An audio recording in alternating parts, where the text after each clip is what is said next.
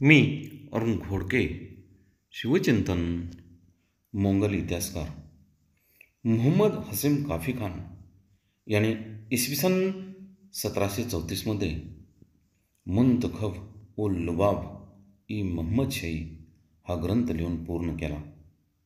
या ग्रंथाला तारिके काफी खान असेही म्हणतात. काफी खानचे पूर्वज इराणमधील खुरसान जिल्ह्यातील खबाब नावाच्या गावी राहत होते. म्हणूनच काफी खान हे त्याला नाव मिळाले.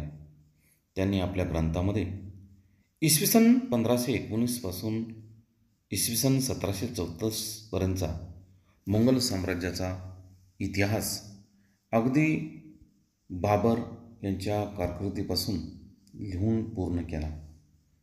काफी खानचा बाप औरंगजेबाचा भाऊ मुराद याच्या पदरी नोकरीला होता.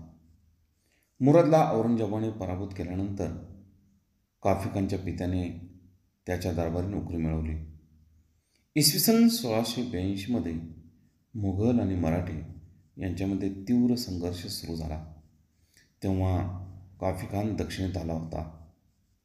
निजाम उल मुल्क याच्या पदरी काफी खानने 1713 नंतर 2 वर्षे नोकरी केली. काफी खानने मराठीशाहीची खूप निंदा नालस्ती केली, परंतु शिवाजी महाराजांच्या नीतिमत्तेची मात्र त्याने या ग्रंथामध्ये मुक्त कंठाने तारीफ केलेली दिसून येते. बहुत काय बोलणे. राम कृष्ण हरी.